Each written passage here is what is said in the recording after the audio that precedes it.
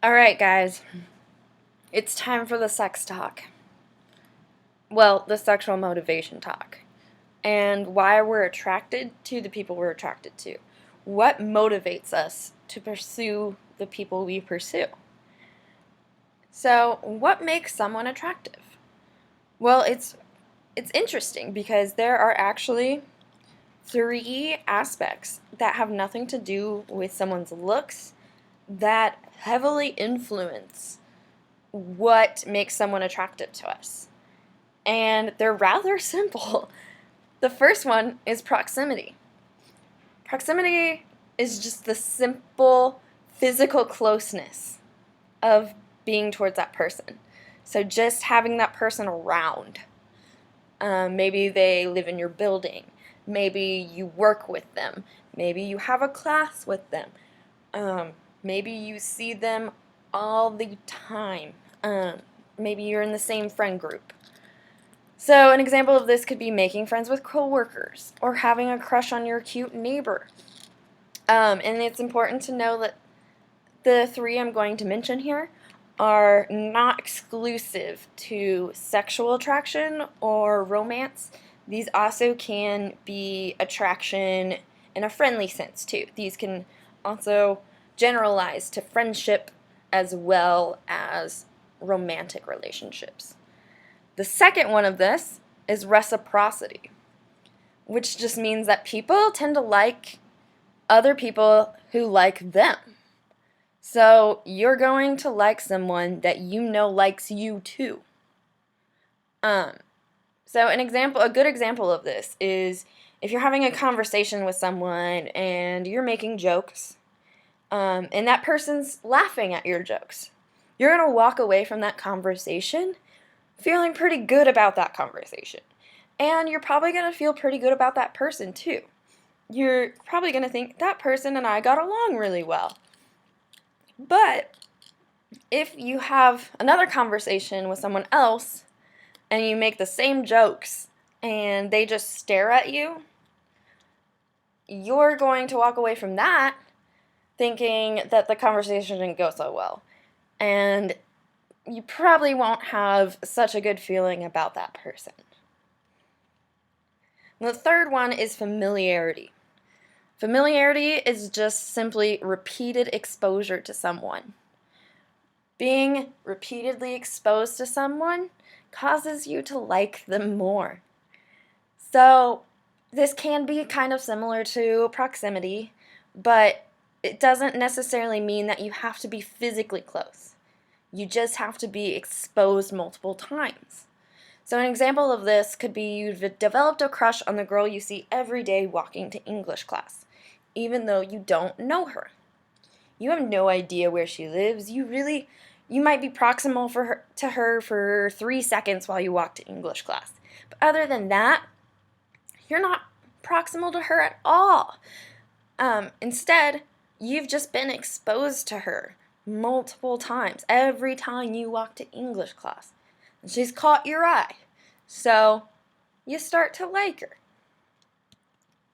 Now, there is some research done on physical appearance and what makes people attractive physically. The key thing here is that physical attraction is multimodal. So what we mean here is that there are multiple facets of appearance that make someone attractive. And the key components here are facial appearance, body appearance. Yes, facial appearance and body appearance are independent of each other. What your face looks like does not influence what your body looks like. They are judged separately to obtain your level of attractiveness. And then this is where it gets weird. Your body odor and voice are also key components of physical attraction. And what's really interesting is these four components have all been linked to levels of sex hormones. So, what your face looks like, how your body's shaped, what you smell like, and the sound of your voice indicates how much estrogen or testosterone you have in your body. So the facial appearance, in particular, is pretty important. People often make quick judgments about people based on their faces, and your face is almost always visible. Your body's not always visible, right? You can't always smell people, right? People aren't always talking, but your face is almost always there. And it's been found that people really like symmetric faces. So if your left side looks exactly like your right side, congratulations, you're hot. And they like men prefer large lips for women, and women prefer strong jaws for men. And then there's body odor. Body odor can tell a surprising amount of stuff about someone to give you information about whether you should be attracted to them. Now, all of this is subconscious. You're not super aware of it. You aren't actively thinking like, oh, this guy smells genetically compatible to me. No, you just have a instinct or intuition based on their smell. So this odor can tell you information about what sex they are. Men and women have different smells.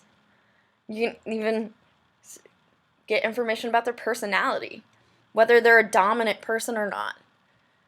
Information about fertility. Are they able to have children? And genetic compatibility. Are we a good fit genetically?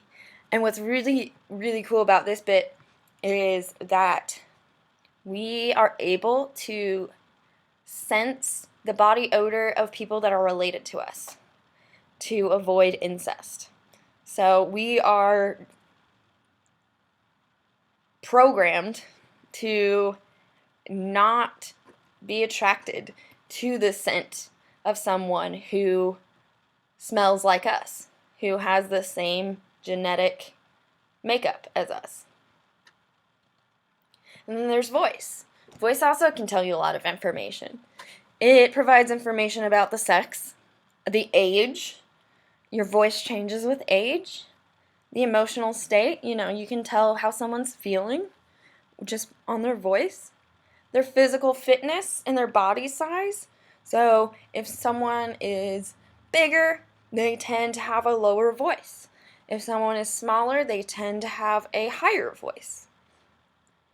And then there's even fertility. And then there's body appearance. This provides information about the sex, of course, and physical fitness, health, and fertility. So, are they fit? Are they able to fight off a threat for you? Are they healthy? Will you have a future? Will you be able to produce offspring with them? And fertility. Will you be able to produce offspring with them? This brings me to a really interesting point that is particularly geared towards women. Sorry, ladies. But there is a concept in body appearance that is particular to female shapeliness. And it's called the waist to hip ratio. So what this is the ratio of the width of the waist compared to the hips. So what you do is you measure the inches around your waist and then divide it of the inches around your hips. And that's the ratio. And what's really interesting about this is men prefer lower waist to hip ratios. 0.7 and 0.8 are good, and these are healthy WHRs. But what's really interesting is men prefer even smaller ones that are like not even natural. Maybe that's why Kim Kardashian is so popular. And why they think that men prefer this is because it indicates reproduction potential. Because this indicates that this woman has birthing hips. So your waist is small, but your hips are wide, so you have the capacity to carry a baby. So most of this attraction theory is based on the evolutionary perspective. Evolutionary psychologists primarily are the ones who are really looking at why people are attracted to who they're attracted to. And they believe that attractiveness of someone, physical attractiveness, serves as an indicator of fitness. So in this sense, I don't mean physical fitness, I mean fitness as a mate, fitness to survive. This is evolution. So Charles Darwin level fitness. So survival of the fittest. Are they going to survive more than others? Reproductive value. Are they able to give you offspring? And are those offspring going to be good offspring? Social behavior. So are they able to socialize, and maybe they have a high status in the social world, or maybe they can at least have the skills to get there. And social relationship potential. So they think that physical attractiveness can give you an indicator of, does this person have the potential to have an ability to have a social relationship with me? And then health. Your physical appearance can be an indicator of how healthy you are. So what's really interesting about this is evolutionary psychologists say that attractiveness differs between men and women depending on the priorities of the above traits. So men and women prioritize different traits. So how they tested this is with a mating preference experiment. So Buss in 1989 examined mating preferences from 33 countries, 6 continents, and 5 islands. And he had a total of over 10,000 participants in this study. So this is pretty generalizable. This is pretty global and a huge number of participants. So what he did is he measured demographic information, age preferences, and the importance of 18 different characteristics in mates. And he did this in both men and women. So what age did they prefer in a mate, and what characteristics were most important to them? They hypothesized that men would place more emphasis on physical attractiveness, and then women would place more on possession of resources. So what they found is women tended to prioritize resource acquisition more. So they thought it was more important to have a good financial prospect, be ambitious and industrious, and women tended to prefer older mates. So they really prioritized the fitness for the ability to obtain resources. So if you think about this in the evolutionary perspective, and this goes back to when we're hunters and gatherers, right? The men were mostly hunters, women were mostly gatherers, and the men mostly provided the resources, right? And then men tend to prioritize reproduction potential more. So they really prioritized attractive looks physically. They preferred younger mates, and they preferred chastity. So a woman that has not been with other mates. So they really prioritized the fitness for bearing children. So if you go back to hunters and gatherers, the men tended to be the hunters, the ones obtaining the resources, and women were the ones who raised the children. I'm not trying to be sexist. I know this sounds sexist, but this is history, unfortunately. And so evolutionary perspective says that this is kind of built into us. This is why we are the way we are. So this leads me to the criticisms and caveats of this experiment. So criticisms is that it only accounts for heterosexual orientation.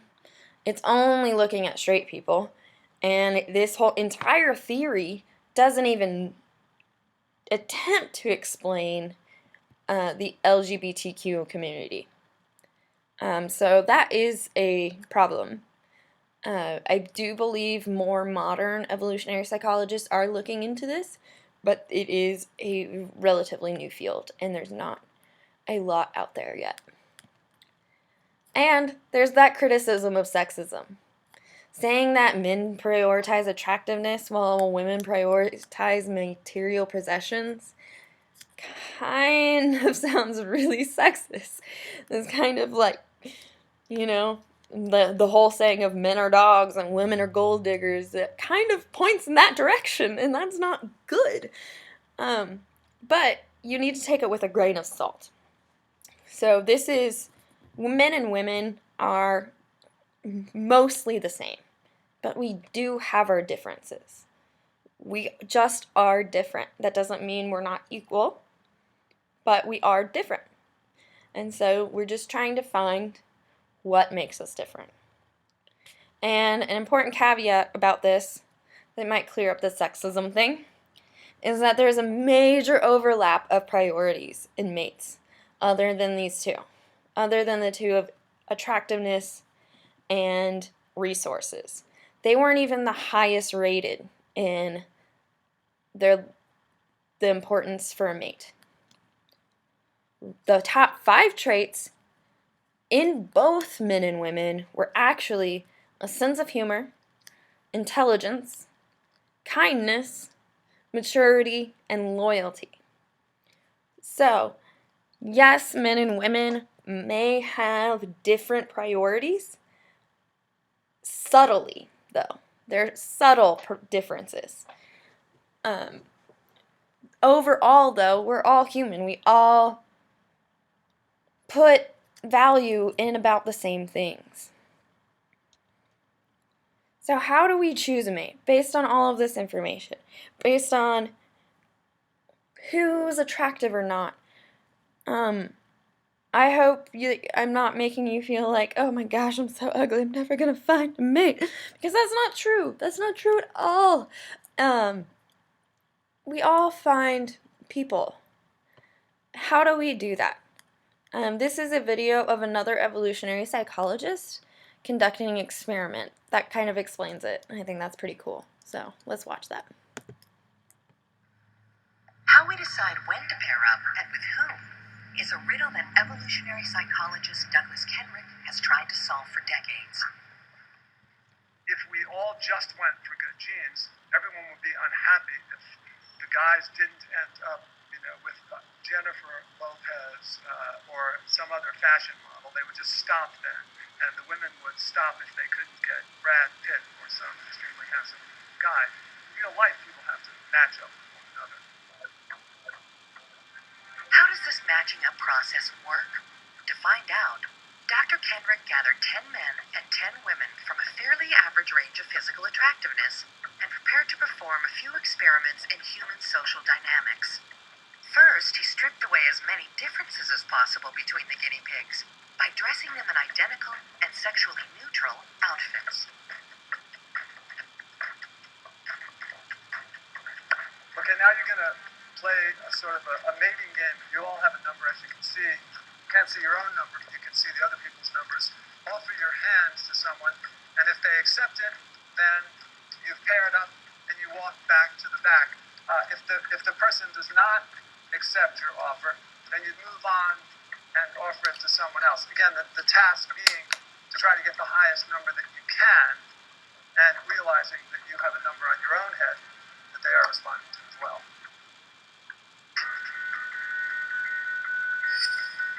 The numbers drawn at random are meant to represent desirability, 1 being least and 10 being most. In the real world, where most of us don't know exactly how attractive we are, we tend to aim high, trying to snare a 10.